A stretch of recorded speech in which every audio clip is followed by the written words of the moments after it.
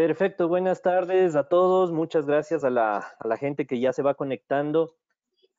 Para nosotros como capítulo ecuatoriano de cirugía de hombro y codo, es muy grato poder tenerlos en esta palestra, a los doctores Tulio Ravelli y el doctor Felipe Giraldo. Muchísimas gracias por haber aceptado esta invitación.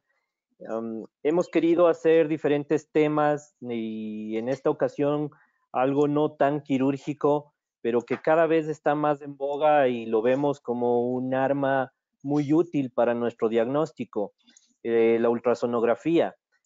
Muchas veces tomamos el concepto de que la ultrasonografía no sirve en hombro porque es operador dependiente, pero eso puede dar un vuelco muy importante si el operador somos nosotros mismos como ortopedistas los que tomamos a cargo ese instrumento de diagnóstico.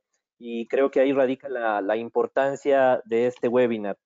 Quisiera presentarle al doctor Tulio Ravelli. El doctor Tulio Ravelli es un médico brasilero de la ciudad de Maringá, especialista en ultrasonografía. Y el doctor Felipe Giraldo, también especialista en ecografía, especialista en medicina del deporte y trabaja en el Centro de Alto Rendimiento Deportivo de Antioquia en la ciudad de Medellín, en nuestro país vecino, Colombia. Este webinar va a tener dos partes. La primera parte que estará conducida por el doctor Ravelli, en la que se tratará el tema de la ultrasonografía normal del hombro y de las patologías más comunes. Luego de eso iremos con preguntas. El idioma en el que se va a hablar va a ser en portugués, que es perfectamente entendible para la mayoría de hispanohablantes. Sin embargo, si es que hubiera alguna dificultad en la traducción, ustedes van a verlo en pantalla, el doctor Diego Moyano, un colega ortopedista ecuatoriano también, que podrá ayudarnos con la traducción si es que hubiera alguna dificultad en la parte idiomática. Luego de esto pasaremos a hablar de intervencionismo con guía ecográfica. Este tema lo tocará el doctor Felipe Giraldo. Y al final de esto también habrá una ronda de preguntas. Todas las preguntas serán manejadas por el chat para los asistentes. Así que con eso empezamos. Muchísimas gracias y escuchamos su conferencia, doctor Ravelli.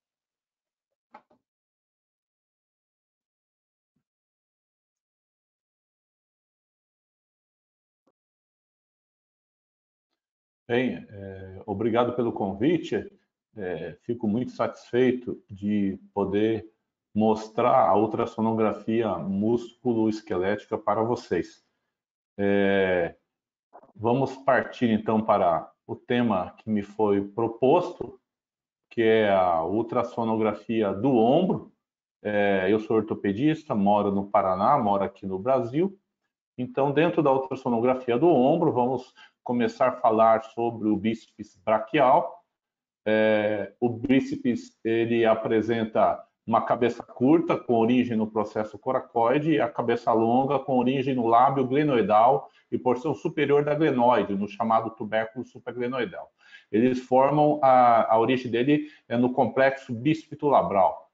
Então, nós temos aqui a cabeça curta, que normalmente não tem muitas patologias, tem origem no processo coracoide, junto com a origem do músculo coracobraquial. A cabeça longa, então, tem origem no lábio glenoidal e na porção superior da glenoide, no chamado tubérculo supraglenoidal, formando, então, na origem o complexo bíceps-labral, onde nós vamos ver a cabeça longa do bíceps saindo desse complexo. A cabeça longa, então, ela sai através da cápsula. Então, ele sai aqui a porção ainda interarticular e aqui a porção onde fica no sulco intertuberositário. Nós temos, então, uma porção extra-articular. Essa porção tem bainha, onde podemos ter líquido, e temos aí o ventre muscular. Bem, ele insere-se na tuberosidade do rádio, lá no cotovelo. Conseguimos ver isso bem no ultrassom, mas não é objeto do nosso estudo hoje. O bíceps desenvolve-se ao redor da 8ª semana da vida embrionária, cruzando duas articulações. Não faz parte do manguito rotador, mas é ponto de referência inicial para estudo ultrassonográfico do ombro. Ele tem essa porção que eu falo interarticular, e essa porção está dentro do intervalo dos rotadores, que nós vamos conversar sobre ele já já, cruza a cabeça e o colo anatômico do ombro e passa através da inserção da cápsula articular. Nós temos aqui de novo a parte interarticular, aqui nós temos a glenoide, a cartilagem, o complexo bíceps-labral e o cabo longo do bíceps. E a porção extra-articular, que está abaixo do sulco bicipital, ela é a porção que temos a bainha, né? A porção intraarticular é extrasinovial, isto é, não tem uma bainha, ela é nutrida através do líquido articular, e a porção extraarticular, essa porção aqui que está abaixo do sulco, tem bainha sinovial. Quais são as imagens para um bom exame do ombro do cabo longo do bíceps? Então, essa é a imagem que eu acho que é principal, que é a transversal intraarticular, onde nós temos o bíceps na posição central. Veja que o transdutor fica um pouco inclinado. Então, nós temos aqui a segunda imagem, que é a imagem transversal extraarticular ao nível do ligamento transverso. Veja aqui que tem o sulco e o ligamento. Temos ainda abaixo do sulco, onde veremos o bíceps, então, com uma bainha frouxa ao seu redor. E temos o longitudinal. O longitudinal é uma imagem que eu não uso tanto, a gente vê mais em casos de lesões e luxações. Não é uma imagem que eu faço de rotina, a não ser que tenha luxações ou lesões. Então, na porção intraarticular, onde o bíceps está dentro do intervalo rotador, então o bíceps está na posição central, sendo que o ligamento coracomeral fica por cima do intervalo e o ligamento glenomeral superior fica por baixo e medial ao intervalo rotador. Então, aqui nós temos o intervalo dos rotadores. Lateralmente temos fibras do supraespinhal e medialmente fibras do subescapular. Colocando o transdutor sobre essas estruturas, vamos ter então essa imagem que eu mostrei para vocês. E essa imagem aqui nós vemos o supraespinhal lateral, o subescapular medial, o cabo longo do bíceps na posição central, o ligamento coracomeral por cima e o ligamento glenomeral superior por baixo e medialmente. Ele abraça, ele se une ao ligamento coracomeral, formando a polia do bíceps. Numa tendinopatia, vamos ver todo esse sistema espessado, tendão espessado. Então, isso daqui é uma tendinopatia e isso é um tendão normal. Esse é a tendinopatia mais comum que eu vejo no manguito rotador. Se eu rodar 90 graus, então eu terei aquela imagem que eu já mostrei para vocês, onde a gente vê a glenoide, o complexo bíceps-labral e o cabo longo do bíceps. Ainda vemos o ligamento coracomeral e o glenomeral superior. Bem, essa imagem, somente para ver as lesões que nós vamos ver nessa região, quase que dá uma aula. Então, nós vamos falar pouco sobre isso. Vamos falar sobre as lesões mais comuns. Na posição de crase, em que o braço está em rotação interna e extensão, vemos aqui o cabo longo do bíceps, o ligamento coracomeral e o ligamento glenomeral superior. Então, vemos também o intervalo rotador na posição de crase, que é a posição mais comum. Bem, no intervalo rotador, então, nós temos, como já falei, ligamento coracomeral acima, o glenomeral superior abaixo e medial. Temos o bíceps numa posição central, o subescapular medial e o supraespinhal lateral.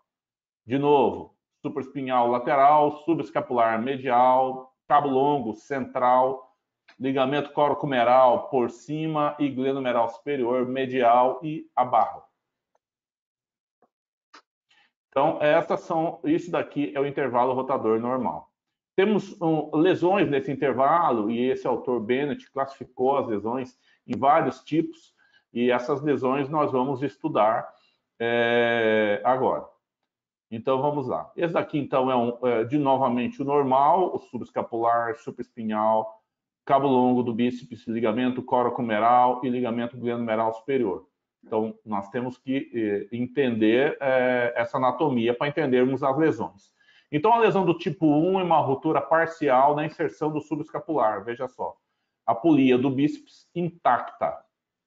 E há um deslocamento medial ou uma subluxação menor do bíceps. Veja aqui, então, o bíceps central, a polia intacta e temos uma pequena lesão do subescapular aqui. Veja que há um edema, um espessamento, uma hipoecogeneidade da polia aqui, e é uma pequena lesão do subescapular. A do tipo 2, vamos ter uma lesão medial da polia.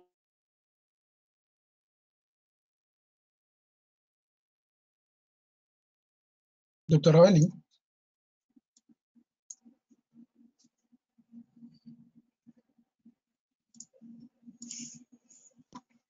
Doctor Avelin.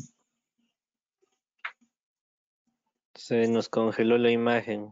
Parece que tiene un problema de conexión allá.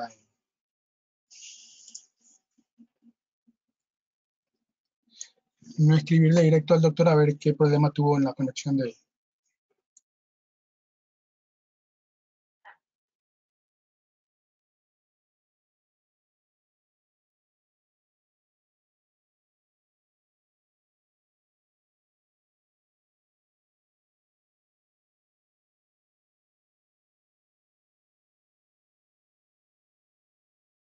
Bueno, aprovechemos la diapositiva que quedó plantada. Felipe, te preguntaría una cosa. Cuando estás valorando la porción larga del bíceps, ¿siempre les haces maniobras para valorar si está estable o no? ¿O más bien esa parte no la valoras tanto dinámica? ¿Y qué correlación hay entre inestabilidad de bíceps y lo que puedes ver en ecografía? Es decir, si yo tengo un bíceps inestable y le hago la maniobra, ¿siempre lo voy a lograr diagnosticar? ¿O hay alguna condición que me impide que no en todos los casos los llegue a diagnosticar y algunas veces el diagnóstico de inestabilidad de bíceps llegue a ser artroscópico? Doctor Torres, buenas tardes, muchas gracias por la invitación, doctor Moyano. Lastimosamente, pues, inconvenientes de tecnología. Con respecto a la pregunta... Me acaba de responder el doctor Ravel, dice que está reiniciando el computador, que tuvo un pequeño problema con la luz. Bueno, respondo de todas maneras a la pregunta del doctor Torres. Pues lo que siempre los que hacemos ecografía y sabemos de la utilidad de la ecografía es aplicar esas maniobras clínicas, maniobras dinámicas bajo visión ecográfica, y uno así puede visualizar exactamente qué estructura está alterada. En el caso de la porción larga del bíceps, totalmente importante, y aporta mucho hacer esas maniobras dinámicas para mirar hacia dónde está luxando la porción larga del bíceps. Si hay una lesión del ligamento coracohumeral o si hay lesiones del glenohumeral superior, hacia dónde va, si va hacia dependiendo del ligamento, si va hacia el tendón subescapular o al tendón del supraespinoso, si va dentro del tendón, si hace una disección del tendón. Ya eso depende, pues, del grado de compromiso que pueda tener el hombro del paciente. Pero súper válido la utilización de la ecografía y de hacer las maniobras bajo visión ecográfica. Perfecto. Una pregunta que también creo es importante cuando uno como ortopedista empieza a meterse en el tema de ecografía, siempre piensa, bueno, ¿cuál es el ecógrafo que vale? Porque uno ve en el mercado actualmente que hay ecógrafos de todo tipo. Hay transductores que los conectas Wi-Fi al celular o a una tablet y desde ahí ya puedes hacer ecografía. Pero ¿qué tan útiles realmente estos? Porque el tema es que si yo me compro un equipo, quiero hacer ecografía, tiene que ser realmente un equipo que me permita ver, porque me voy a llevar una decepción al intentar hacer ecografía. No, total. ¿Qué condiciones técnicas serían las básicas como para yo poder empezar a ver en un ecógrafo? Y va a perder la platica, realmente, si no compra un buen equipo. Entonces, Sí, es mejor pagar un poco más, que el equipo sea un poco más costoso, pero corriendo el riesgo, obviamente, en lo positivo, de adquirir o tener una imagen muy buena en ecografía. Antes de que ingrese el doctor Tulio, realmente los equipos inalámbricos va a pasar lo mismo que pasó ahorita que estábamos ensayando los audífonos inalámbricos. La imagen va a quedar totalmente retrasada. O sea que eso no sirve para la ecografía y para hacer intervencionismo. Ya. ¿Cuántos hercios dirías tú que es lo que se necesita en un transductor? ¿Qué características básicas? ¿Lo compras con Doppler o no? No, el ecógrafo como tal va a traer el Doppler. De hecho, es un software específico que viene en todos los ecógrafos, no solo para musculoesqueléticos, sino para otra serie, para otras especialidades. Pero los transductores va a depender de la estructura que vos necesites. Entre menos megahertz tengas es para situaciones, para articulaciones más grandes, pero necesitas más megahertz, por ejemplo, para la articulación de mano, para ver esas estructuras pequeñitas, como por ejemplo una polea. Entonces, ya dependiendo de la estructura, vos cuadrás. El mismo equipo tiene la forma de acondicionar los megahertz a lo que vas a estudiar. Perfecto. Creo que podemos retomar la conexión con el doctor Ravelli. Doctor Ravelli, si lo estamos escuchando, por favor.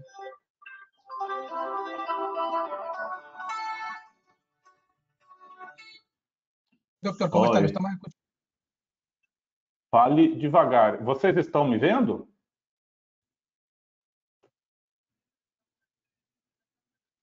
Sim. Você está vendo a imagem? Tá tudo bem. Ahorita estamos Posso viendo seguir la a aula? pantalla del doctor Giraldo. No sé si le pasas a Ok. panelista, a expositor nuevamente el doctor Ravelli. Desculpem. Ok, ahí estamos viendo su presentación, doctor Ravelli.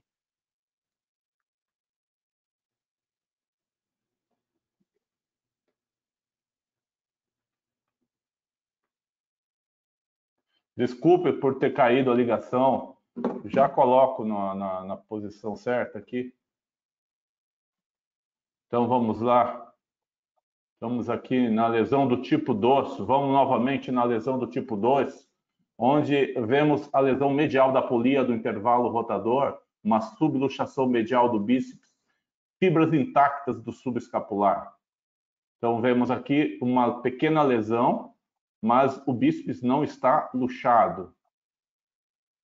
Vemos aqui uma lesão, veja só que é uma lesão da polia, e o bíceps está discretamente subluxado. A lesão do tipo 3, vemos uma lesão medial da polia, ruptura parcial da inserção do subescapular, uma subluxação medial do bíceps, mas ele não passa para intra-articular, porque as fibras profundas do subescapular não romperam, impedindo que o bíceps fique intra-articular. Então, veja só, nós temos o subescapular, fica por cima do cabo longo do bíceps. Mais um caso. Aqui nós temos o subescapular por cima do cabo longo do bíceps. Mais um caso aqui. Veja que as fibras do subescapular praticamente envolveram o cabo longo do bíceps.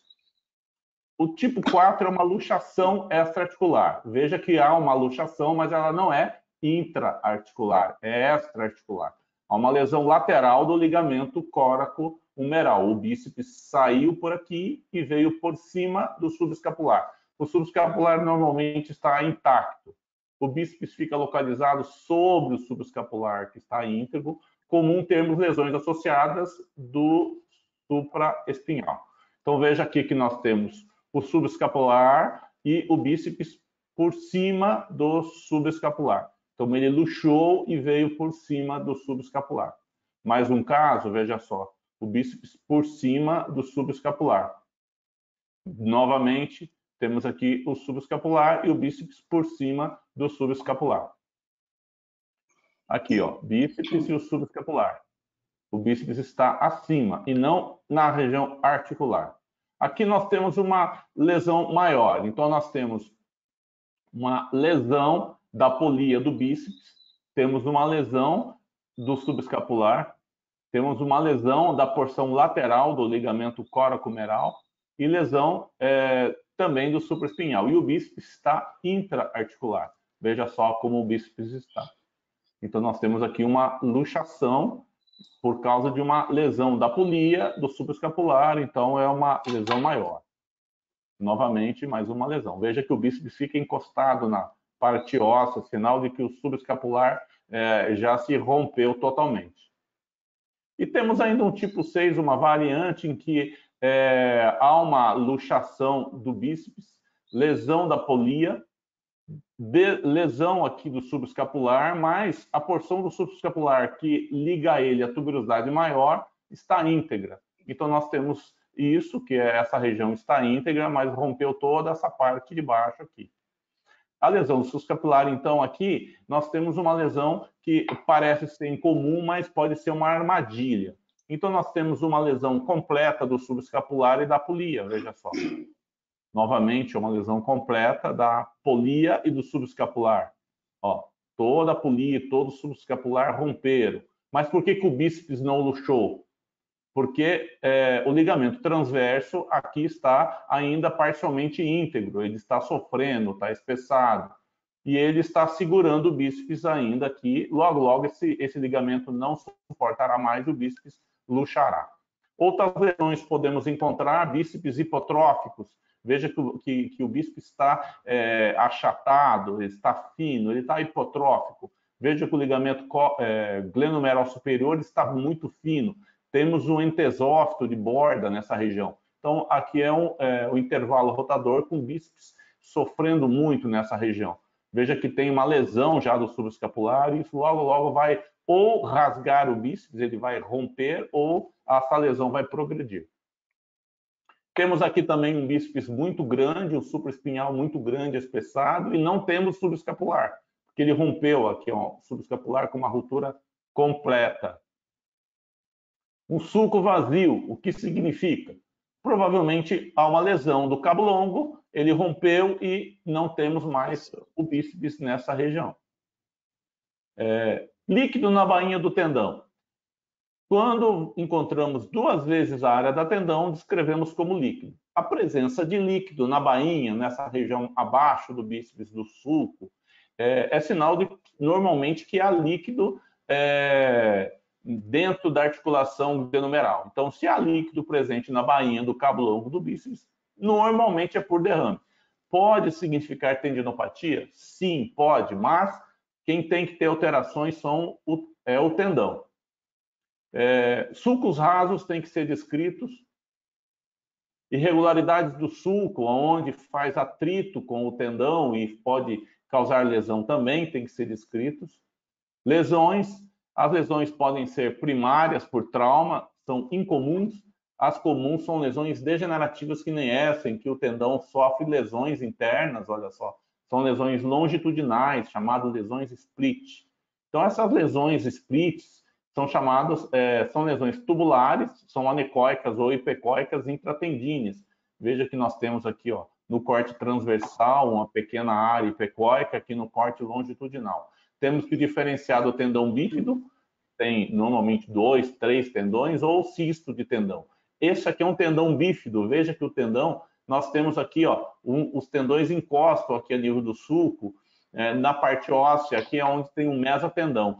Se há o mesotendão presente, que isso aqui é um tendão e esse aqui é outro, isso aqui é um tendão bífido e não uma lesão do cabo longo.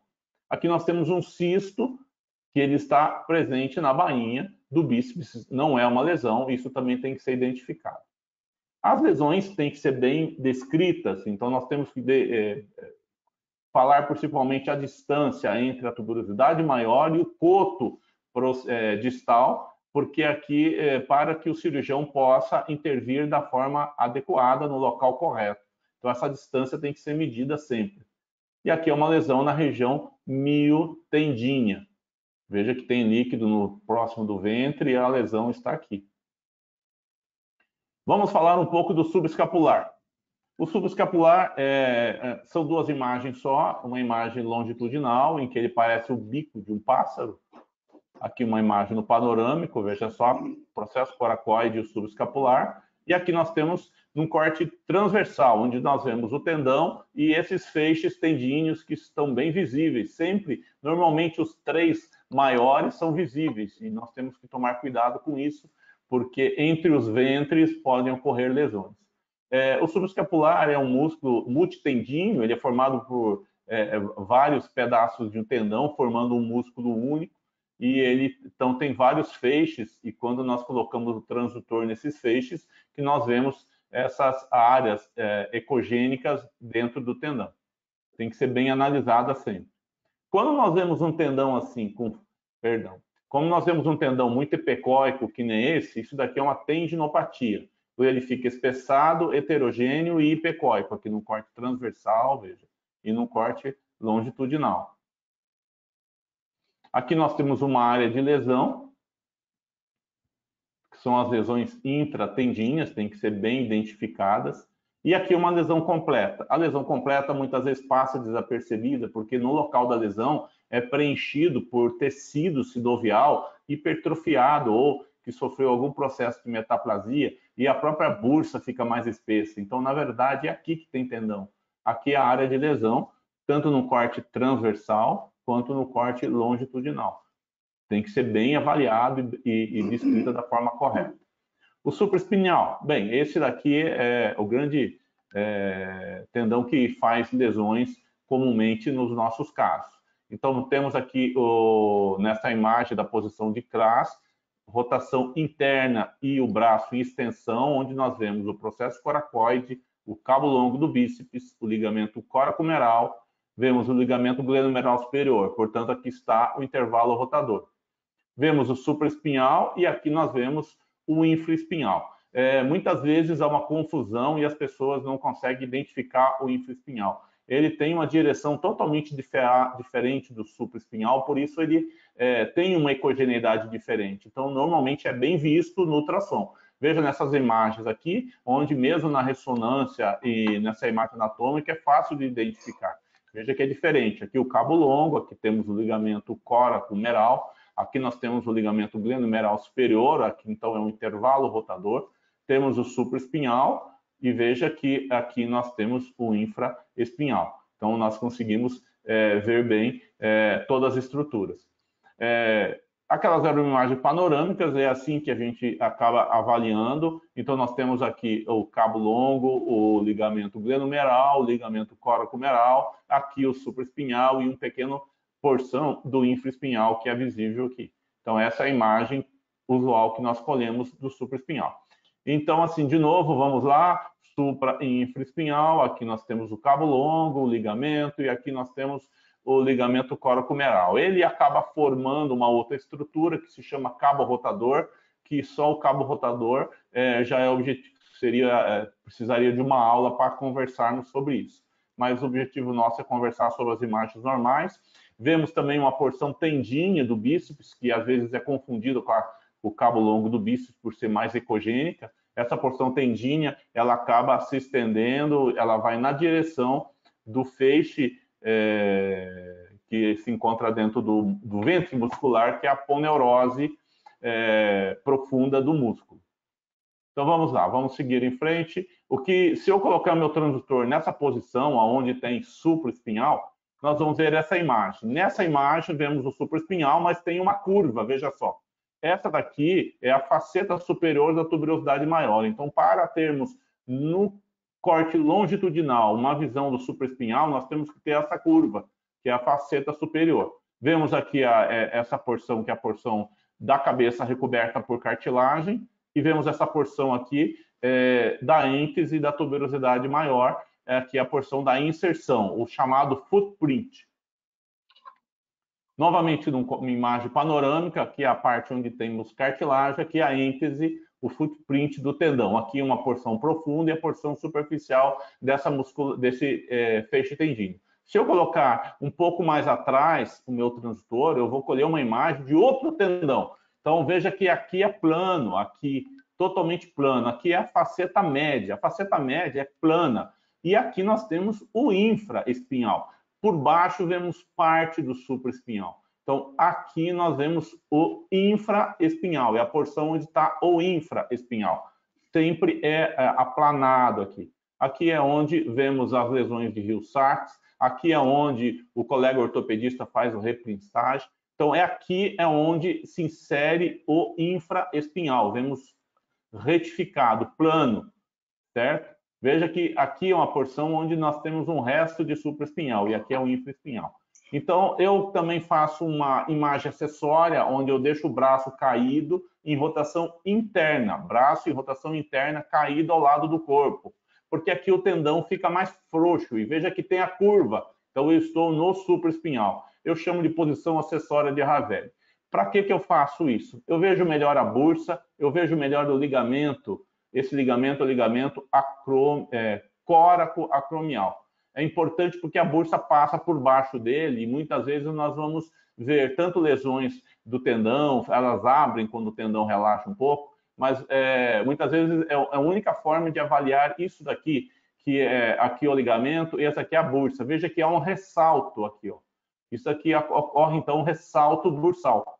E esse ressalto bursal é muito importante porque às vezes é a única queixa que o paciente vem para o exame. E o ultrassom é o único exame que vai mostrar isso, porque ele é dinâmico. Então, isso é um ressalto bursal. Toda vez que eu vejo a bursa espessada, eu testo para ver se o paciente não tem um ressalto bursal, com o paciente com o braço em rotação interna ao lado do corpo. Então, aqui nós temos uma tendinopatia. Esse tendão está muito espessado, hipecóico, veja, num corte transversal e longitudinal. Quando nós temos o tendão espessado, veja onde está o transutor, então nós vamos ver uma transição para o supraespinhal por baixo e o infraespinhal por cima. Veja que esse tendão ele lembra a forma de um golfinho. Então, toda vez que nós temos um tendão que lembra a forma de um golfinho, é um tendão que apresenta tendinopatia. Aqui nós temos um tendão que tem uma lesão parcial, veja que ele lembra um golfinho, tem tendinopatia, mas tem uma lesão interna, uma lesão parcial, aqui, ó, intratendínea. Aqui é uma lesão completa, rasgou todo o tendão, é uma lesão recente, tem líquido hipecóico, esse líquido vazou para a bursa e desceu aqui. Esse aqui é uma bursa com líquido no seu interior. Então aqui é líquido que veio através dessa lesão. Aqui também líquido na bursa, veja que é uma lesão completa aqui. Aqui no corte longitudinal há uma retração das fibras do tendão aqui. Então há uma lesão e aqui encheu totalmente a bursa. Só veremos isso na posição acessória aqui do Ravelli. Então, aqui nós temos o líquido no corte transversal e nós vemos a extensão da lesão. Aqui é a retração e aqui é a extensão da lesão. Aqui nós temos uma outra lesão. Esse tendão tem bordos hipotróficos. Veja que o bordo do tendão não é bom. É um tendão que, se o colega for fazer uma sutura, essa sutura pode, inclusive, se romper. Então, ele vai ter que pegar um pouco mais de tecido para cá. Então, isso daqui é uma lesão completa com bordos hipotróficos. Veja que há irregularidades, inclusive, na tuberosidade maior, sugerindo algum grau de artropatia. Vemos aqui um tendão retraído subacromialmente, também com bordos ruins. Veja, bordos arredondados, é sinal que esses bordos não estão bons. Então, a gente consegue avaliar como é que está isso daqui. Veja que aqui é o supraespinhal e aqui nós temos infraespinhal, aqui resto do supraespinhal. Aqui nós temos uma cabeça careca, uma lesão muito grande, extensa, onde você veja que rompeu toda a extensão do tendão e o tendão sofreu uma retração. Infraespinhal. Infraespinhal, quero chamar a atenção para vocês que eu faço uma posição totalmente diferente que a maioria dos colegas fazem. Eu faço em rotação externa, ativa. Isto é, o paciente está fazendo força para a rotação externa. Então, vamos escolher esta imagem, que eu chamo de posição do Ravelli. Então, essa posição aqui, nós vamos ter um tendão bem esticado e nós vamos ver a êntese do infraespinhal. Aqui numa imagem panorâmica, mais bonita. Então, o que me interessa é a êntese. É bonito ver o ventre muscular, mas é a êntese que me interessa. Então, num corte transversal, eu também consigo ver o tendão e veja como a inserção dele é plana, igual nós vimos na posição de Crass. Então, aqui o acrômio, aqui o tendão infraespinhal num corte transversal. Indo um pouco mais para trás, vemos aqui o acrômio, o infra e vemos um pedaço do redondo menor. Aqui é a imagem clássica pelo ultrassom que todos conhecem. Ou coloco a mão no abdômen ou coloco a mão no ombro. Vamos colher essa imagem onde vai dar para ver muito bem o ventre muscular. Eu normalmente não faço essa imagem mais. Eu prefiro em rotação externa, que a qualidade das informações são outras. Então, eu prefiro essa imagem aqui, é o que nós vamos mostrar no decorrer dessa aula a partir de agora. Então, na posição de Crass já mostrei em que nós temos tanto o supraespinhal e o infraespinhal, é possível ver o infraespinhal, então, na posição de CRAS. Já falei que num corte longitudinal a faceta dele é plana, a faceta lateral ela é plana, então o infra fica numa região plana na posição de CRAS. Na posição em rotação externa, nós vamos ver quando tem tendinopatia, o tendão espessado e pecóico. É muito comum essa tendinopatia, encontramos bastante. Por causa da posição, há uma diminuição da pressão nessa região posterior, portanto, o líquido da bursa normalmente migra para a posterior e vemos bursite com líquido. Então, além da tendinopatia, temos líquido na bursa aqui, porque deve ter alguma lesão do supraespinhal ali. Então, a tendinopatia com a bursite subdeltoide com líquido do seu interior. Também é a única forma de vermos derrame articular no ombro. Então, aqui o infraespinhal com tendinopatia, aqui nós temos um derrame articular importante aqui na região posterior, no recesso posterior do ombro. Aqui nós temos gás, tomem cuidado, essas manchas que aparecem assim, são gás. Gás na articulação é algo normal, com o movimento geramos gás, há uma retirada de nitrogênio dos tecidos e ele fica interarticular e depois desaparece. Isso não é doença, é normal. Aqui nós temos uma lesão parcial, então você veja que tem áreas de lesão dentro do tendão, áreas de perda do fibrilado, essas áreas de perda de fibrilado têm que ser descritas.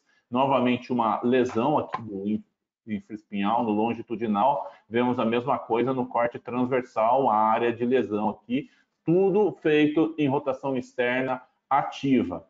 Então, aqui de novo, a mão no abdômen, veja que não dá para ver a lesão. Quando você faz rotação externa, aqui está o infraespinhal, olha, braço com a mão no abdômen. Ó. Quando eu faço rotação externa, abre a lesão e você vê uma grande lesão, não possível ver ela com o braço nessa posição. É só nessa posição que é possível ver essa lesão. Então, na manobra de Ravelli, braço em rotação externa, vemos as lesões do infraespinhal. Aqui é uma lesão completa, aqui um corte transversal. Então, nós temos uma lesão aqui e uma lesão aqui. Então, aqui de novo uma lesão completa. Veja, eu vou rodar externamente o braço, olha como a lesão abriu. Aqui uma rotação externa do braço. Aqui rotação interna, mão no abdômen. Aqui, mão está no abdômen. Agora rodei. Veja como abre a lesão. Então, em rotação externa, nós vemos bem. Lembrar que o ventre muscular do infraespinhal vai sofrer distrofia nesses casos. Aqui é o redondo menor, aqui é o infraespinhal.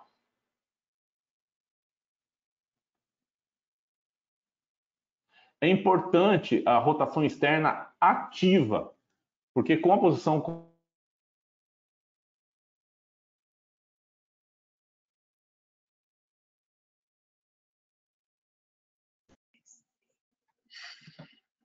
Alô? Alô, sim? Por favor, rode com força. E veja que a lesão se abriu. Então, peça sempre para fazer rotação externa ativa, com força. Rode com força, que o tendão vai retrair e você vai ver a grande lesão que acontece. O redondo menor é um tendão que dá poucas lesões, também é visto em rotação externa na manobra de Ravelli. E nós temos aqui o tendão.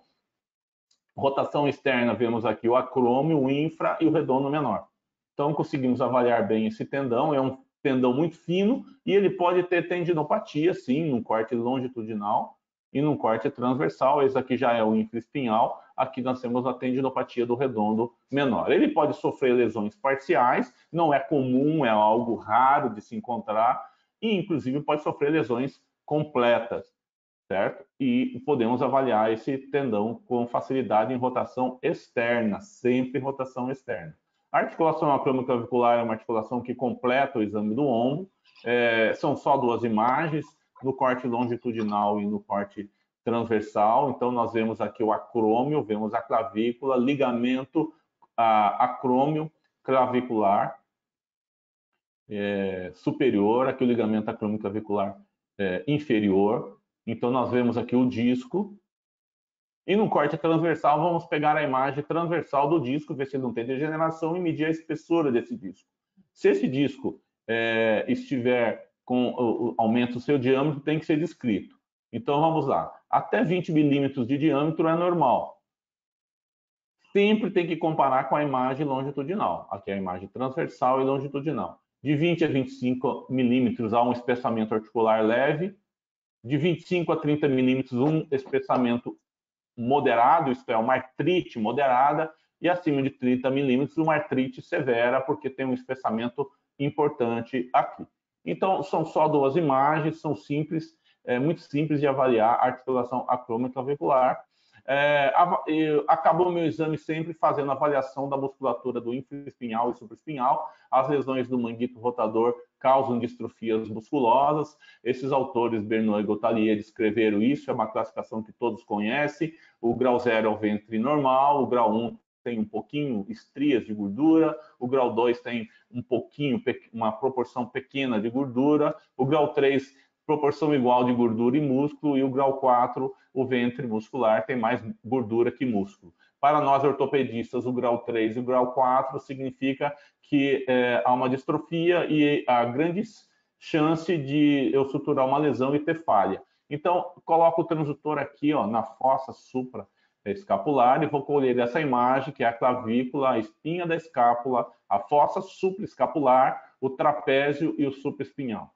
Então, a gente avalia bem, com muita facilidade, e rodando dá para ver também no longitudinal, a imagem transversal é superior, vemos também o trapézio e o supraespinhal. Então, aqui na fossa infraespinhal, nós vamos avaliar o músculo infraespinhal. Então, aqui nós temos a porção posterior do deltoide, aqui nós temos o redondo menor e aqui o ventre do infraespinhal. Veja que o ventre do infraespinhal sempre é maior que o do redondo. E aqui temos, então, um caso de distrofia. Então, é um grau 3 de Gottalier, uma distrofia da musculatura do supraespinhal. Veja como é fácil a gente identificar isso daí. E nós temos aqui um caso de distrofia do infraespinhal. Veja que aqui o infraespinhal ele é maior que o redondo e aqui o redondo parece que está maior que o infraespinhal. Então aqui há uma distrofia e aqui está o normal para comparar. É muito fácil avaliar isso pelo ultrassom. Bem, eu tenho muita coisa dentro do meu site, queria convidá-los, tem mais de 1000 imagens de ultrassom musculoesquelético no meu site, eu tenho mais de 150 vídeos de ultrassom musculoesquelético. Complementando essa aula, aqui nós temos a imagem de ultrassonografia normal do ombro, que é esse link aqui. Lá vocês vão encontrar as imagens que eu mostrei para vocês. Tem uma aula pronta lá que vocês podem clicar e aprender tudo que eu falei. Vai estar ali um resumo tranquilamente. Eu aconselho vocês a assistirem. É uma coisa bem tranquila. Tenho também vários cursos não dá para vocês fazerem, mas eu tenho cursos online. Cursos presenciais são esses que eu faço de ultrassom, tenho meus cursos online.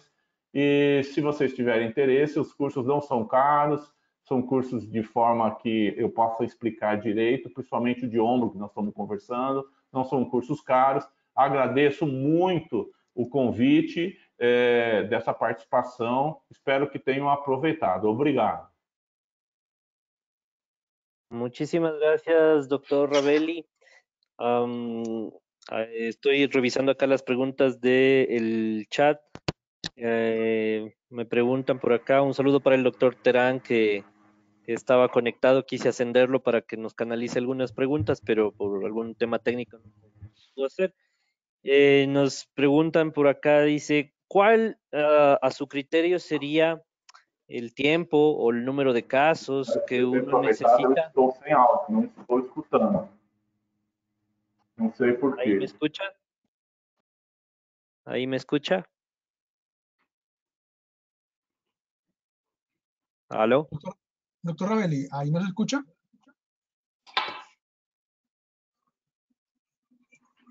Pues no, parece que se le cortó porque video sí tiene, pero audio no. Eu vou precisar desligar o computador para poder ter o áudio. Ok? Ok. Vou reiniciar. Me desculpe. Ok, bueno, entonces vamos con el curso de preguntas entonces al final de las dos sesiones. Sigamos con su presentación, doctor Giraldo, si es usted tan amable. Listo. Listo, espérese, yo me organizo aquí.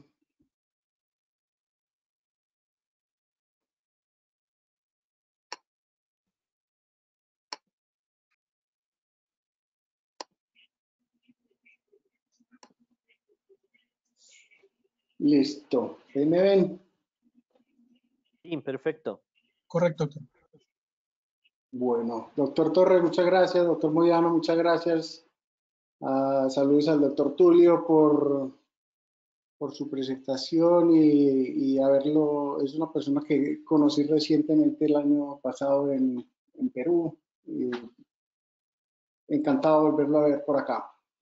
Mi conferencia, mi charla es sobre intervencionismo ecoguiado del hombro, que es importante actualmente en lo que es el manejo de patologías a nivel del hombro. Es importante conocer y saber específicamente ciertos puntos, el diagnóstico preciso para saber exactamente si el tratamiento que se le va a ser efectivo o no. Las condiciones para la indicación y la planificación es clave para ese total programa de ordenar ese procedimiento. Clave los conocimientos básicos de intervencionismo y no solo de intervencionismo, de sonoanatomía para poder ubicarse bien durante el procedimiento. Máxima asepsia, sobre todo para procedimientos intraarticulares, para disminuir el riesgo de infección, la comodidad máxima que debe tener el paciente, que debe tener el médico, son claves. Importantísimo el consentimiento informado, siempre se debe realizar antes de un procedimiento para evitar problemas legales posteriores, y las instrucciones que deben tener los pacientes antes de, durante y después de el procedimiento. Como les mencionaba, la ergonomía es importante. Terminar una jornada con ciertas alteraciones posturales por parte del médico va a ser muy grave para el trajín del médico. Y el paciente obviamente debe tener la posición más adecuada y tener menos inconvenientes para que durante el procedimiento no tenga situaciones difíciles de manejar. Las reglas de oro, hay que tenerlas presentes, siempre confirmar la posición en todos los planos, los pequeños objetivos a los que uno se va a enfrentar, siempre buscarlos en eje corto y dependiendo de la estructura también en cortes longitudinales. Siempre elegir el camino más corto, tener el acceso más fácil para poder hacer el procedimiento, evitar las unidades neurovasculares. Afortunadamente el hombro no tiene muchas unidades neurovasculares o presencia de nervios y de vasos, a no ser que sea a nivel de la axila, pero de resto tiene muy buena accesibilidad por parte del intervencionismo. Y cuando las superficies son tan curvas como una del hombro, hay que manipular y hay que poner el transductor de cierta forma, como lo que llamo yo truquitos durante el procedimiento para que sea efectivo el procedimiento que se le está haciendo. Indicaciones, muchas. Aquí vamos a resumir algunas: articulación glenohumeral, la articulación acromioclavicular, el bloqueo del nervio supraescapular principalmente y axilar, a veces que es complementario de este tipo de bloqueos nerviosos, las tendinopatías calcificantes, la bursa subacromiosubdeltoidea, ese espacio que llaman virtual de todo el hombro que está en todas partes y que su nombre está ubicado en el lugar donde lo encuentra uno. Los puntos miofasciales del componente muscular, que también es causa de dolor a nivel del hombro. No todo lo que duele en el hombro es artrosis o es tendinopatía, sino también otros compromisos a nivel muscular. En la articulación glenohumeral encontramos varias causas de dolor a nivel de esta articulación. La capsulitis adhesiva, que es secundario a alguna enfermedad de tipo tendinoso, de tipo articular, aspiraciones de los derrames articulares, de tipo séptico, enfermedades autoinmunes o enfermedades por depósito de cristales, las lesiones articulares del manguito rotador, las patologías laborales, todo ese componente de patologías a nivel de la articulación glenohumeral tienen su indicación de intervencionismo. ¿Cuál es el objetivo? Disminuir el dolor y hacer una distensión de la cápsula articular y mejorar ese espacio articular que está disminuido. Existen 3 vías de abordaje articular: anteriores, posteriores y superiores. Las anteriores, o el acceso anterior, es un acceso indirecto que la verdad me parece horroroso porque uno no está visualizando la aguja. La técnica no estoy diciendo que la técnica es horrorosa, estoy manifestando que es horroroso hacer una técnica sin visualizar la aguja. Yo soy de los que tengo que ver la aguja. Si yo no veo aguja, es mejor no hacer absolutamente nada. Y ya los accesos o los abordajes posteriores y los accesos superiores. En los posteriores hay ciertas posiciones. Generalmente el paciente puede estar acostado, puede estar sentado con ciertas posiciones de la camilla. Yo generalmente siento al paciente, hago como un Trendelenburg y que quede como medio acostado sobre el hombro no patológico y así poder tener esa facilidad de maniobrar al paciente en caso de que tenga alguna complicación o algo. La posición del transductor, obviamente dependiendo del nivel en donde uno va a hacer el acceso articular, las agujas largas, es mejor agujas largas y que sobre a no tener agujas cortas y que le haga falta y no pueda llegar. O sea que eso es repetir otra vez el chuzón o el acceso con la aguja al paciente. Aquí vemos los accesos mediales, dependiendo de la posición. Por ejemplo, el nervio supraescapular tiene un acceso medial, y los accesos laterales, que también tienen su facilidad. El objetivo es llegar a este punto donde se encuentra la cápsula articular y pueda tener el acceso intraarticular. Evitar este triangulito acá, hay que evitarlo porque ese es el labrum, y lesionar el labrum sería desencadenarle o provocarle alguna otra patología que a mediano o a largo plazo se va a presentar. Entonces, mejor evitar este tipo de estructura, visualizarlo bien. Los ecógrafos con una definición alta se visualiza muy bien, o sea que nos ayuda, entre mejor definición es mucho mejor hacer el procedimiento. Ajustar obviamente durante el protocolo de realizar el procedimiento con el ecógrafo, ajustarlo y poder obtener una ventana acústica importante y no fallar en el intento de acceder a este nivel donde está la parte de la cápsula articular en toda la articulación. Entonces, como les decía, no solo lesionar, el riesgo de lesionar el labrum, sino lesionar el cartílago articular, que también puede desencadenar otras cosas. Aquí vemos cómo vemos la aguja. La aguja tiene que tener la punta hacia abajo, el bisel, para llegar y no tenga ningún problema. Llega hasta este punto y aquí ya atraviesa, viene la agujita, viene acá, atraviesa, y aquí atraviesa la cápsula y llega hasta ese punto sin ningún tipo de inconvenientes. Pero si la punta de la aguja está mirando hacia arriba, puede pasar esta situación, que llega la aguja y en vez de atravesar la cápsula en este punto, se desplaza por toda la cápsula, como rodeando la cabeza humeral. O sea que aquí no está haciendo absolutamente nada y no está penetrando ninguna cápsula. Entonces, va a ser importante no solo la técnica utilizando el transductor, sino la posición de la aguja. No olvidar que la punta debe estar mirando para abajo y no mirando para arriba, para evitar este tipo de inconvenientes que se puede ver aquí. Miren cómo se desplaza y no hace una penetración de la cápsula articular. Aquí vemos entonces ya haber penetrado la cápsula. Entonces lo que se ve primero inicialmente es un paso del líquido hacia intraarticular profundo. Aquí se ve cómo se se ve el paso del líquido y ya después de haber llenado la parte más profunda, se observa cómo el líquido ya va distendiendo ya el resto de la articulación y el resto de la cápsula articular. Es importante entonces ubicar bien la aguja, la posición de la aguja y poder penetrarla para que sea exitoso el procedimiento. Aquí se ve cómo pasa el líquido.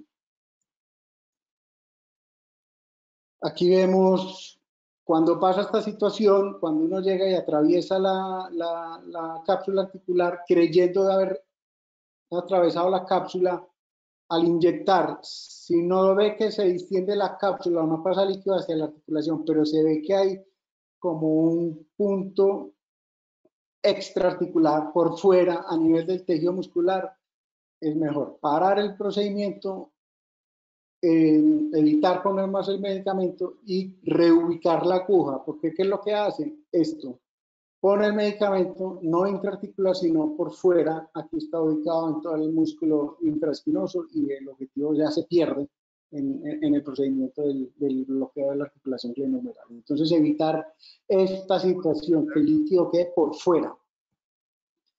Aquí vemos entonces, al encontrar eso, vemos que se mueve la aguja y se reubica. ¿Listo? Se saca la aguja y se reubica hasta que llegue al punto de estar en la posición intraarticular. Y en la parte lateral o en el abordaje lateral va a pasar exactamente lo mismo, tener mucho cuidado con la posición de la aguja y con la angulación. La aguja no debe estar muy paralelo a la articulación porque puede pasar exactamente lo mismo que en el corte posteromedial. Con el procedimiento posteromedial, la aguja se desliza y pasa por encima de la cápsula articular. Entonces esto es lo que hay que evitar, la posición de la aguja y que esté un poquito más angulado para que no tenga este inconveniente a nivel del acceso articular. Entonces ya estando aquí en la cápsula articular, perdón, aquí se observa que ya empezamos tenemos el acceso, pasamos la cápsula, empezamos a meter el líquido, se empieza a distender y ya con esto ya uno confirma, visualizando bien, confirma uno que el líquido está intraarticular. Estos procedimientos no solo son para terapéuticos, sino para diagnóstico, por ejemplo, para esas artografías que se ve o resonancias que emiten un medio de contraste para el examen. Entonces, esta es una técnica precisa para eso. En la articulación acromioclavicular, entonces, cualquier tipo de origen, sea traumático o sea degenerativa, una artrosis a nivel de esta articulación, que también tiene muy fácil y de muy buen acceso con ecografía. Entonces, buscamos un corte longitudinal de medial a lateral hasta encontrar la articulación. Aquí vemos entonces la posición del transductor. La posición del transductor está corte longitudinal con respecto a la articulación y la aguja va a estar en un corte transversal, en el eje corto. Entonces así se visualiza, viéndolo desde la parte superior, cómo se ubica, cómo utiliza uno la aguja, la desplaza hasta llegar al punto de la articulación. Y en la vista anterior uno ve como el punto ecográfico, la imagen en la ecografía. Entonces lo que hace uno es mover la aguja. A ver si aquí está fallando.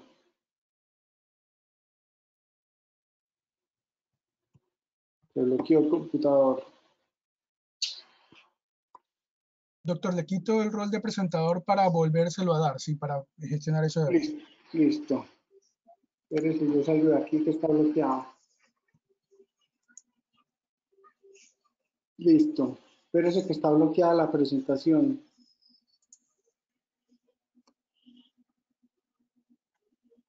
No quiere salir. Hasta tanto, ¿qué te parece, doctor Moyano, si canalizamos las preguntas hasta que se resuelva el tema? Listo, con todo gusto. Doctor Ravelli, hay algunas preguntas por parte del público. El doctor Paul Terán tiene una pregunta de quanto tempo leva a curva de aprendizado para a ultrassom?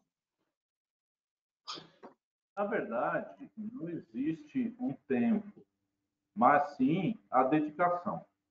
Mas aprender ultrassom não é tão difícil quanto se imagina, desde que você tenha rotina de sempre estar a utilizar e faça cursos, porque não dá para aprender sozinho ultrassom. Então, temos normalmente cursos Listo, intentamos. inferiores, e isso, com 6 meses e 1 ano de prática, acredito que o colega já tenha condições de fazer um exame pelo menos adequado. Perfeito. Agora outra pergunta. Como você faz a medição? Como você mide a atrofia ou a distrofia do grupo muscular? Ou compara com o ombro do outro lado? Ou tem uma medição especial? E se você conhece ou você usa a elastografia no tratamento dessa patologia? Bem, essa medição normalmente é visual. Você não tem um método que você consiga quantificar visualmente, mas acontece algumas coisas. Quando eu mostrei no supraespinhal o trapézio e o supraespinhal, quando o ombro está normal, o supraespinhal parece que está empurrando o trapézio. Quando o supraespinhal está distrófico, o trapézio começa a cair. Então, isso já é uma medida. Sim, você pode comparar com o outro lado, mas tem um porém. Não é incomum nós termos lesões bilaterais. Normalmente, as pessoas apresentam degenerações de um ombro e do outro também. Então, isso também complica. Então, apesar de medidas serem do tamanho do ventre muscular possa ser adequadas, nem sempre elas lhe dão uma informação tão confiável. Eu quero que vocês não esqueçam de uma outra coisa. Os tendões, quando se rompem, eles se retraem. E o ventre muscular vai sofrer distrofia. Quando é feita uma cirurgia e você reposiciona o tendão, você estica ele novamente, você vai melhorar também a aparência desse músculo. Então, essas avaliações da distrofia, elas têm que ser feitas, elas são boas, eu estimulo e faço, mas elas têm que ser avaliadas da forma correta. Felipe, ¿se resolvió el problema? Sí, ¿verdad? Sí, pues eso creo. Ok, muchas gracias, doctor Ravelli. Sí. Terminada la conferencia, creo que seguimos con la ronda de preguntas. Retomemos la conferencia, por favor. Ya estoy conectado. Sí, se ve tu pantalla ahora. Sí, doctor, estamos con su pantalla. Procede. Lo voy a poner en pantalla completa.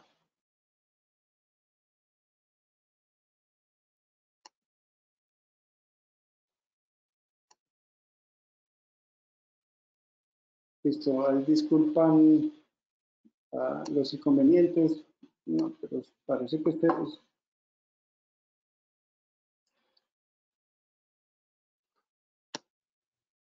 Otra vez.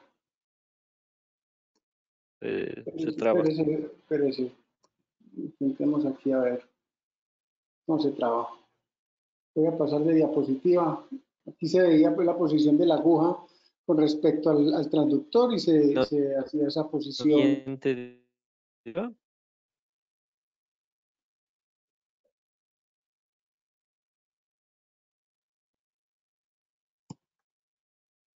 No.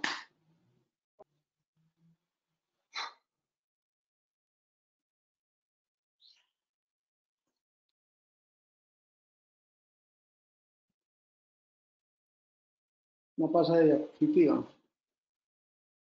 Pruebe ahí, doctor, que le quitamos la pantalla completa.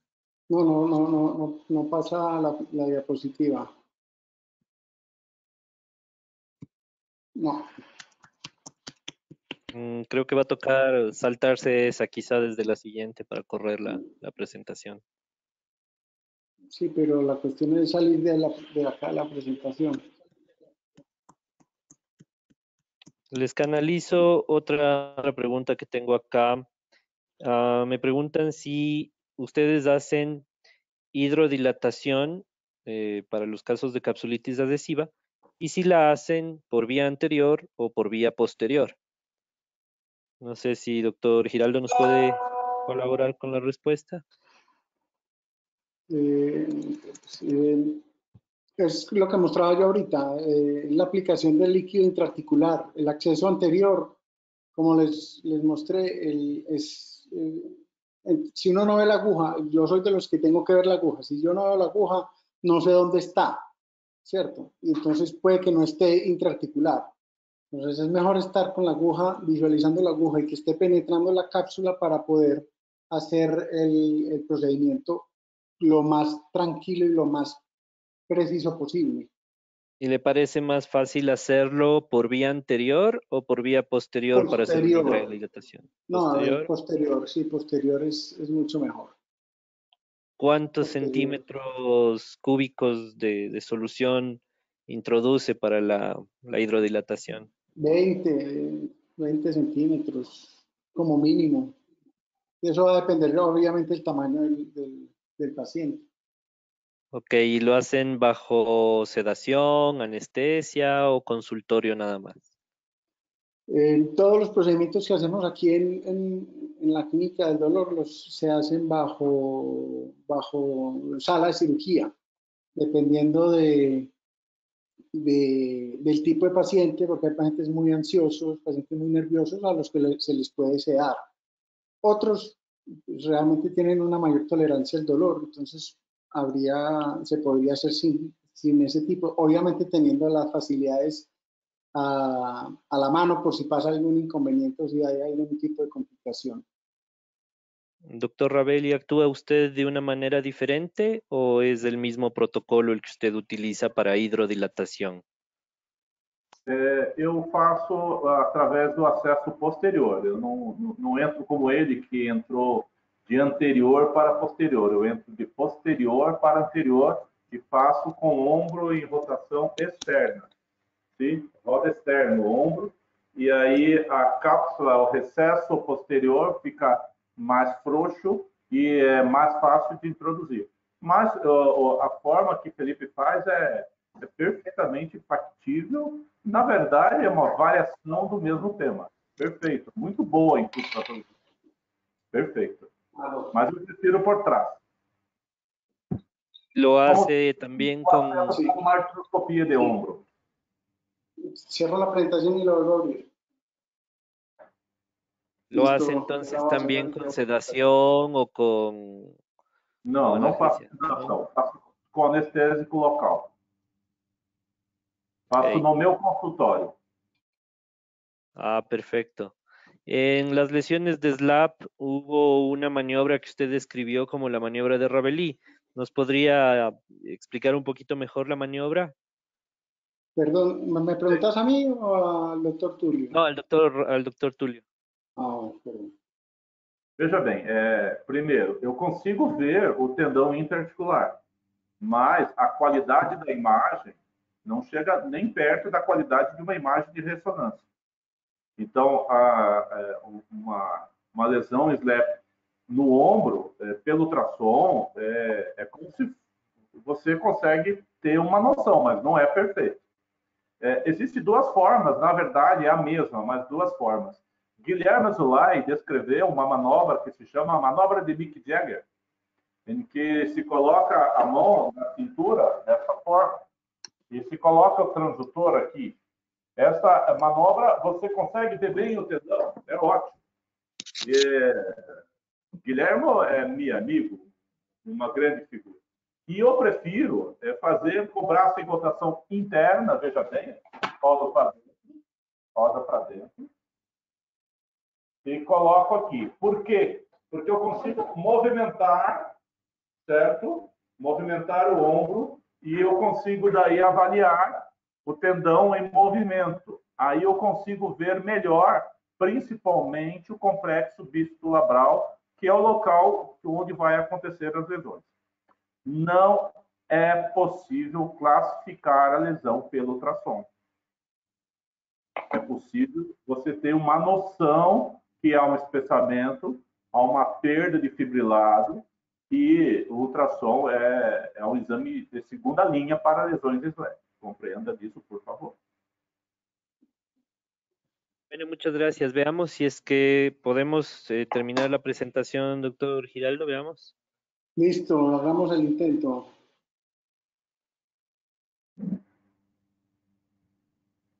Listo.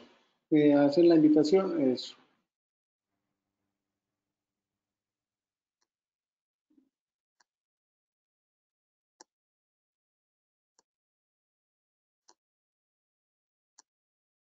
¿Será que lo dejo así abierto y para evitar de pronto algún inconveniente? ¿Se verá así? Si ahí correrán los videos.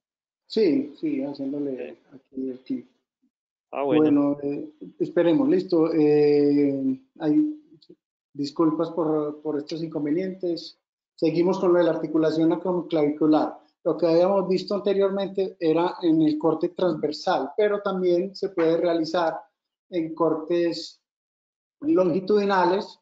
Obviamente la articulación tiene que estar lo suficientemente, digamos, normal, que no tenga mucha artrosis para evitar inconvenientes de acceso a la aguja. Aquí vemos la aguja, cómo va a entrar en un corte longitudinal y entra a la articulación en toda la parte del complejo capsuloligamentoso que tiene la articulación. El bloqueo del nervio supraescapular está indicado para cualquier situación que produzca dolor en el hombro. Obviamente no es dolor y que me hagan el bloqueo, no, hay que hacer un diagnóstico muy específico, muy preciso, para que la indicación del bloqueo del nervio supraescapular esté indicado, porque realmente si no hay una patología establecida, entonces el bloqueo de pronto puede tener sus fallas. Listo. Hay dos, voy a abrir a ver si de pronto funciona. Hay dos abordajes. Está el posteromedial para buscar la hendidura por donde pasa el nervio supraescapular, y la otra que es más inferior a la espina de la escápula, en donde también se puede tener acceso al nervio. El inconveniente es que a este nivel, en el abordaje lateral, a este nivel, el nervio ya podría estar dividido, y si hace el bloqueo podría estar parcialmente bloqueado el hombro. O sea que es mejor, por recomendaciones, hacerlo a nivel del supra, donde el nervio todavía está completo, sin ningún tipo de división, y se puede obtener mejores resultados pues bloqueando la... Aquí vemos obviamente el anestésico previo en piel para que no sea tan doloroso. Si el paciente es muy ansioso, a veces se le pone sedación como para que el dolor no sea tan intenso. La aguja es de estimulación para poder, en el momento de cuando uno penetra y llega hasta la hendidura, y uno penetra, poder estimular y confirmar. Aquí se ve cómo se mueve el brazo, confirmar que estamos en presencia del nervio supraescapular. Entonces aquí vemos cómo viene la aguja, va profundizándose todo esto bajo visión ecográfica. Aquí se ve la aguja y llega uno a la hendidura, precisamente donde está. Siempre hay que tener en cuenta, siempre aspirar, porque a veces funciona uno la arteria, y eso evita, si usted no aspira y mete el medicamento, puede estar metiendo medicamento intraarterial y puede tener sus inconvenientes de un medicamento intraarterial. Y aquí vemos, a ver si yo hago esto, y aquí vemos, en el momento de llegar aquí, en toda la hendidura y atravesar el ligamento, vemos cómo en el momento de inyectar el líquido o el componente para el control del dolor, observa una distensión del ligamento. Esto es lo que hay que visualizar. Si usted ve esto por encima del ligamento es porque está dentro del músculo supraespinoso y no está haciendo nada y el líquido o el medicamento no va a llegar al nervio, o sea que el procedimiento no va a ser efectivo.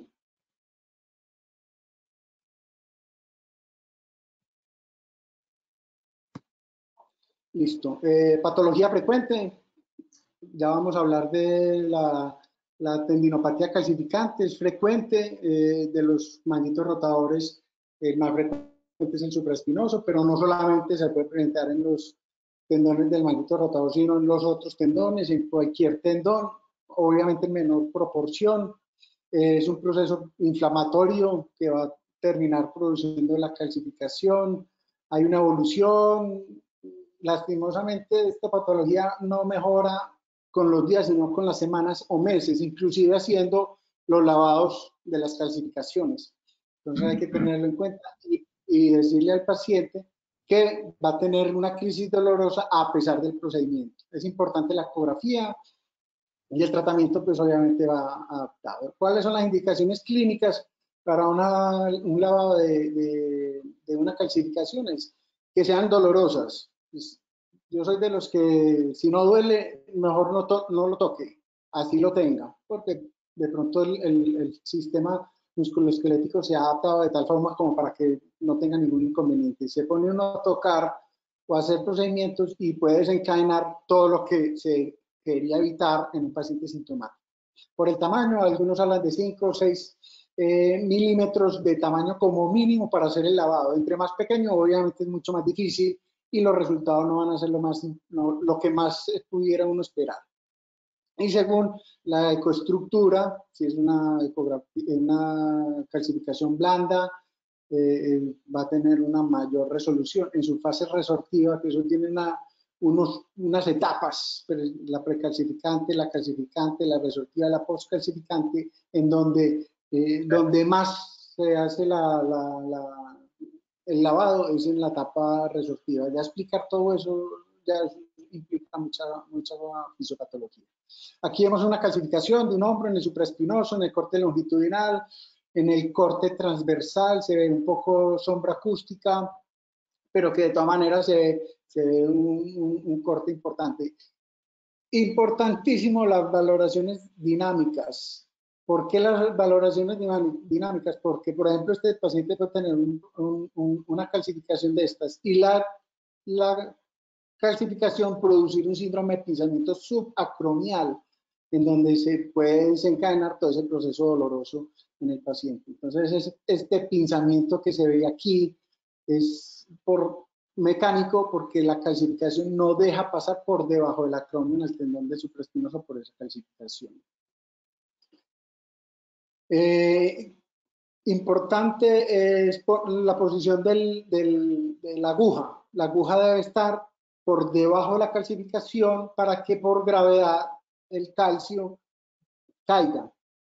Aquí vemos la calcificación, se hace como unas presiones continuas del émbolo de la aguja para aumentar la presión y cuando se suelta el émbolo, esa presión que existe dentro de la calcificación salga por el punto por el punto de la aguja, o sea que aspira el calcio. Aquí vemos estas maniobras de forma continua, permanente, para que el calcio haga un lavado dentro de la calcificación y saque el calcio por la presión que uno le produce.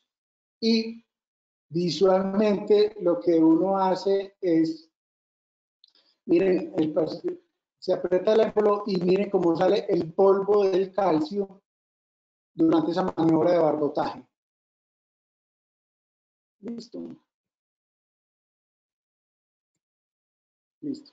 Y siempre al final del lavado de la calcificación hacer una infiltración de la bursa y explicarle al paciente que probablemente vaya a tener una crisis dolorosa después de unas semanas como parte de la evolución de esa resorción de la calcificación.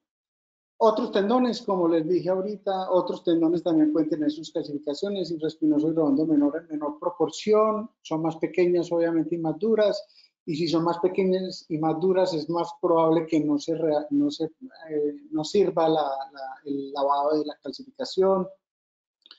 Hacer perforaciones repetidas en esas pequeñas para ayudar como a la disolución de la calcificación, deltoides, pectoral mayor, bíceps, tríceps, que son tendones y también tienen todo el derecho a tener una calcificación, pero pueden ser causas de dolor. Complicaciones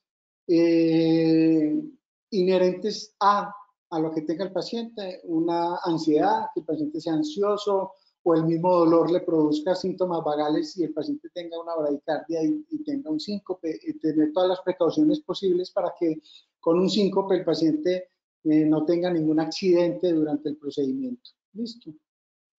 Y con las complicaciones con las técnicas es que se obstruya la aguja, por eso hay que hacerla con agujas gruesas para que el calcio no las tape. Entonces, como mínimo o como máximo una 18. Si hace 19, 20, 21 las agujas, con seguridad que se les va a tapar. Otra estructura, las bursas subacromiosubdeltoideas, que también miren que el bisel está con la punta hacia abajo, llega hasta el punto de la estructura que uno está buscando para el procedimiento e inyecta el líquido y uno observa la distensión de la bursa como tal. Bajo visión ecográfica uno está preciso. Y aquí vemos cómo llega la aguja en este punto exacto y en el momento de inyectar va distendiendo la bursa subdeltoidea en este caso. Listo. Y vemos cómo pasa por toda la bursa. Como es una bursa que compromete todo el hombro, o sea que todo el líquido va a ir a toda la bursa que existe en el hombro. Listo.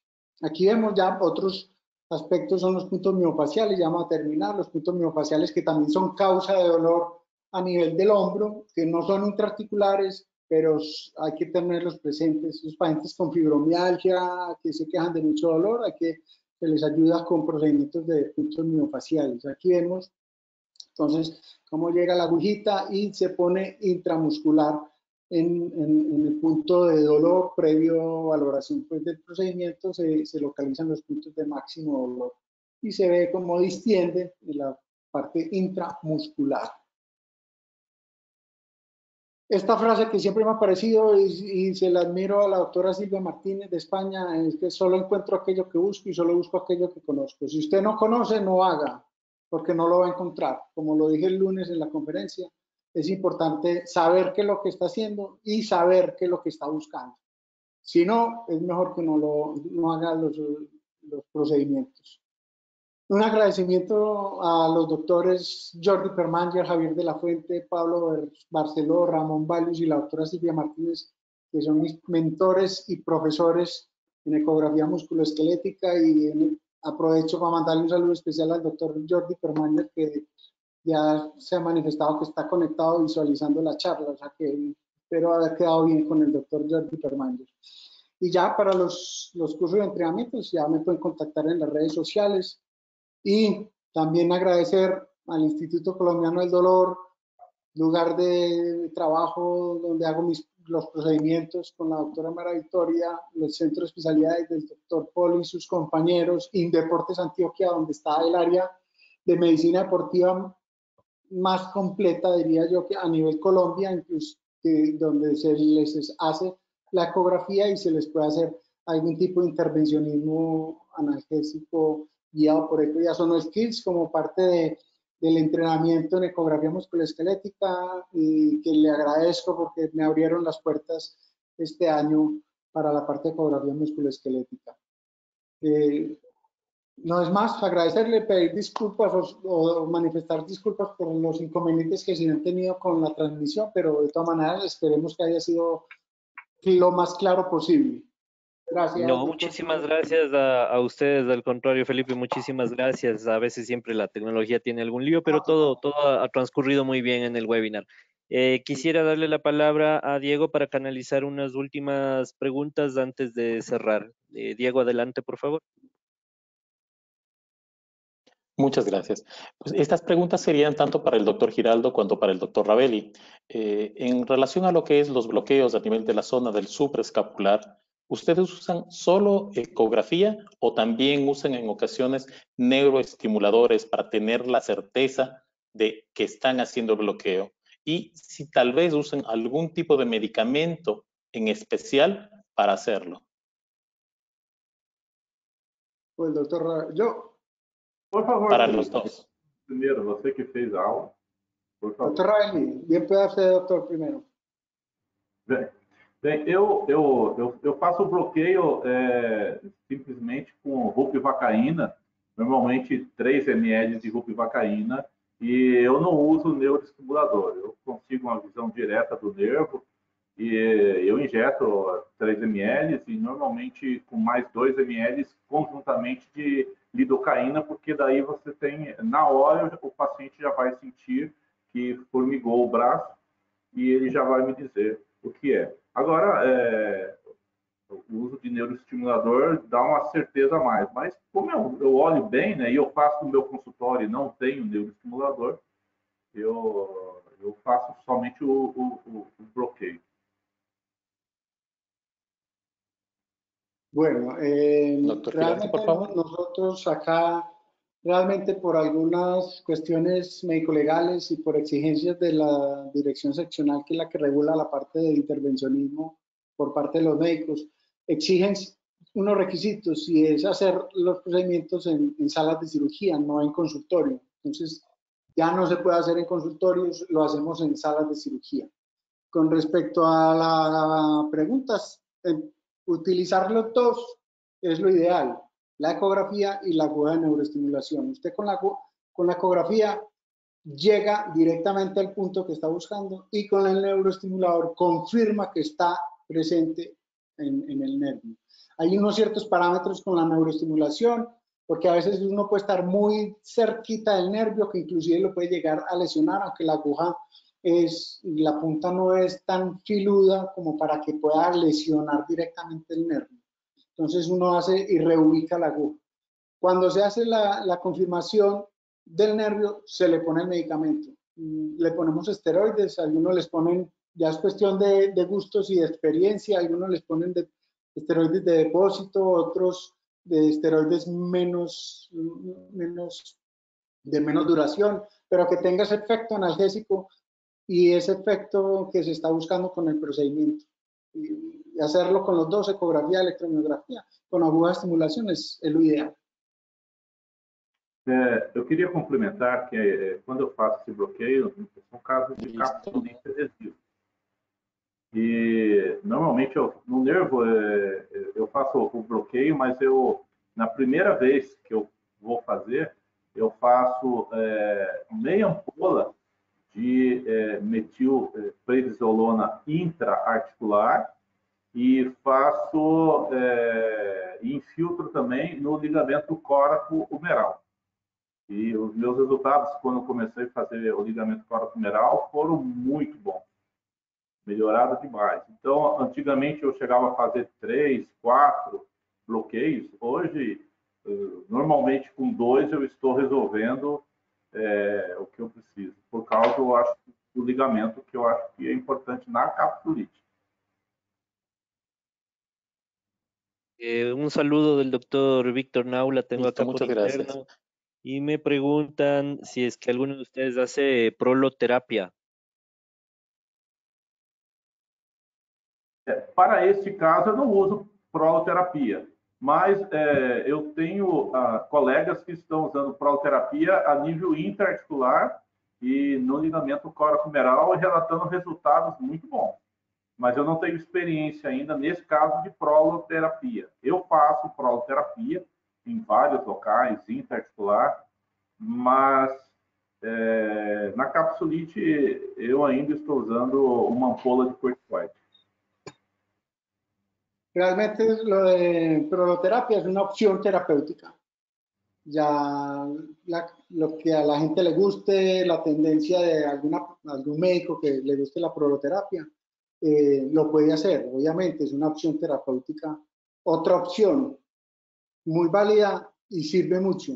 Yo realmente no lo aplico porque en la clínica había un médico que utilizaba proloterapia, una fórmula que realmente nunca la manifestó, esa fórmula de Coca-Cola que nadie la conoce, él tenía una fórmula de proloterapia y la aplicaba y se veían buenos resultados. Pues a los pacientes que yo les enviaba venían con una mejoría del dolor, no del 100%, pero con una mejoría como cualquier otro procedimiento.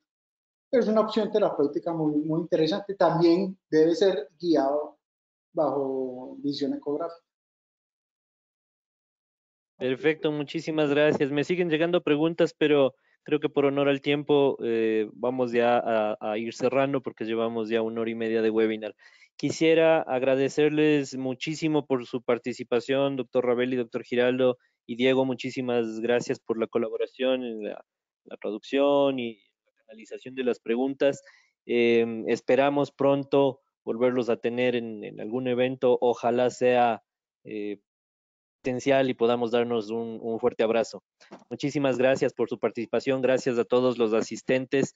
Ha sido un éxito el webinar, completamos 300 personas, se cerró el cupo y pues eso quiere decir que el tema de ecografía cada vez causa más curiosidad y la gente cada vez está más interesada en hacerlo, así que qué mejor de la mano de dos expertos como ustedes.